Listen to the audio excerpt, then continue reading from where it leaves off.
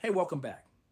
This is Marriage Builder Sunday, and if you caught Wednesday's episode, you already know where we're headed. Because today we take that same idea and bring it into the room with both of you in it. If you didn't catch Wednesday, don't worry. This one stands on its own. Get comfortable. This is worth sitting with. Let's start here. Every couple has a version of the same fight. The subject changes. Dishes, money, in-laws, who said what to whom, but the shape of it stays the same. And here's what almost nobody notices in the middle of it. The fight isn't actually about the subject. It's about the tone the subject got delivered in.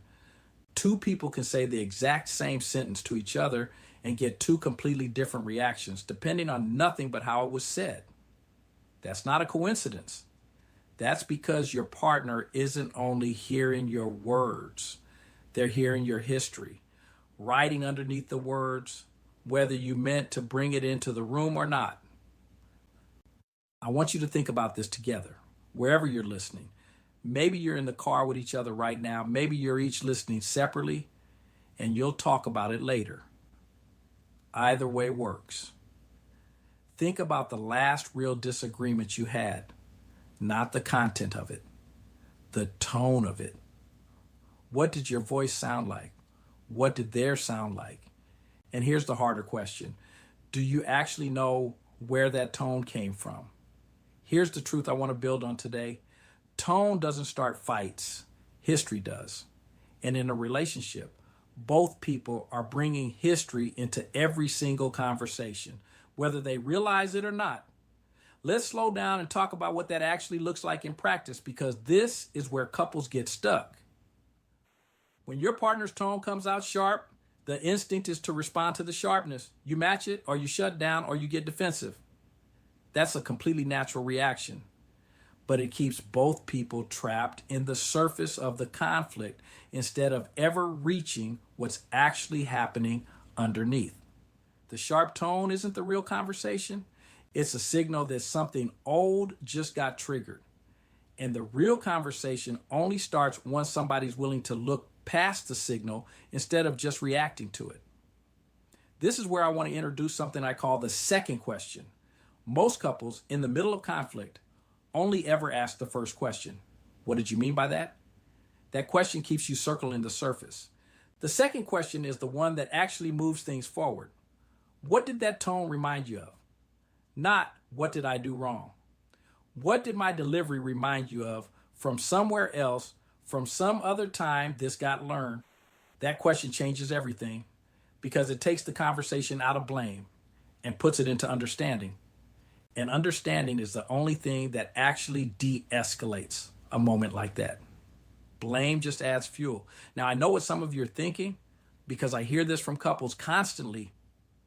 If I stop and ask about their history in the middle of an argument, doesn't that let them off the hook for how they're treating me right now? That is a fair question, and I want to answer it directly. No. Understanding where a tone came from does not erase the impact it's having on you in this moment. Both things are true at the same time. Your partner's sharp tone can be rooted in something old and painful, and it can still be something that hurt you just now. Compassion for the source doesn't cancel accountability for the impact. You get to hold both. So here's how this actually works practically. As two people, when you notice a conversation has gone sideways, the tone is taken over. The actual subject has disappeared. One of you has to be willing to name it out loud. Something as simple as, I don't think we're talking about the dishes anymore. That single sentence, said without contempt, without an eye roll behind it, can pull a conversation back from the edge almost every time. It's not a magic trick. It's just naming reality instead of pretending you're still discussing the thing you started discussing 10 minutes ago. Then, and this is the part couples skip because it feels vulnerable, one of you goes first with the honest version, not the polished version, the honest one. I think I got defensive because that tone reminded me of something. You don't have to have the whole answer in the moment. You just have to be willing to open the door instead of keeping it locked out of pride.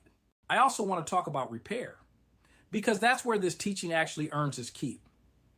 Every couple is going to have moments where the tone runs the show before either person catches it. That is not a sign of failure.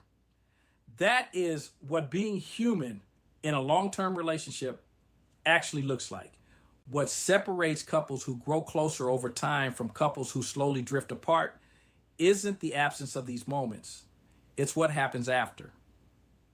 Going back even hours later and saying, the way I said that earlier wasn't fair to you, and I want to tell you where it actually came from. That single act of repair does more for a marriage than 100 arguments won on the facts.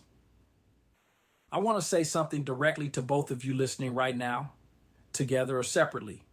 You are not adversaries in this. You are two people, each carrying a different inherited story, standing in the same room, trying to build something neither of your histories fully prepared you for. That's not a flaw in your relationship. That's the actual work of it. Let's talk for a minute about what gets in the way of this, because I hear the same obstacle from almost every couple I talk with. One partner is ready to do this kind of reflection, and the other isn't there yet. Maybe they're not ready to look at where their tone comes from. Maybe they get defensive the second the subject comes up. If that's where you are right now, I want you to hear this clearly. You cannot force your partner's readiness. What you can do is model it. You can be the one who goes first, who says the honest sentence, who names the pattern without contempt. That doesn't guarantee your partner follows immediately, but it changes the emotional climate of the relationship. And over time, safety is contagious. People soften when they're met with curiosity instead of accusation, even if it takes longer than you'd like. I also want to address something practical, because teaching this in theory is different from living it on a Tuesday night after a long day. There will be moments when you know exactly what I'm describing right now, and you still get sharp anyway. You'll recognize the tone as it's leaving your mouth and be powerless to stop it in that instant. That is not failure. That is what it looks like to unlearn something that took years to build. The measure of progress isn't whether it happens anymore. It's how quickly you catch it and how willing you are to come back and repair it once you do. Let's talk about what repair actually sounds like. Because I'm sorry, on its own often isn't enough to land the way you want it to. A real repair names three things: what happened, what it likely felt like on the other end, and what you understand about where it came from in you. Something like, earlier my tone was sharp when you asked about the budget. I imagine that landed like I was dismissing you. I think I got defensive because money conversations remind me of feeling judged growing up. That's not a script to memorize word for word. It's a shape, acknowledgement, empathy, and honesty about the source. And once you both start using that shape, repair stops feeling like defeat and starts feeling like the thing that actually rebuilds trust after a hard moment. One more thing worth saying before we close. This kind of repair works both directions. It's not just the job of whoever raised their voice. The partner on the receiving end also has a role, and that role is staying curious for just a few seconds longer than feels natural, instead of immediately matching the tone that just came at you. That doesn't mean tolerating disrespect.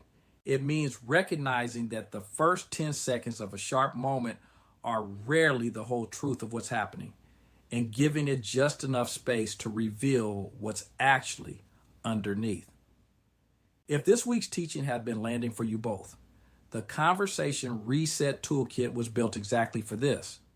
Real language, real practices for catching the tone before it runs the room, and for having the repair conversation afterward instead of letting it go unspoken. It's linked right below this episode, and it's $27, and it was built for exactly the two of you. As we close out today, I want to leave you with this. The goal was never to trigger each other again. That's not what a real relationship is. The goal is to get faster and faster at catching it, naming it, and coming back to each other until the coming back becomes the thing you trust most about being together. Thank you both for spending this time with me. Whatever brought you here today, I hope you leave this conversation a little closer than you started it. And most important, remember, you are extraordinary.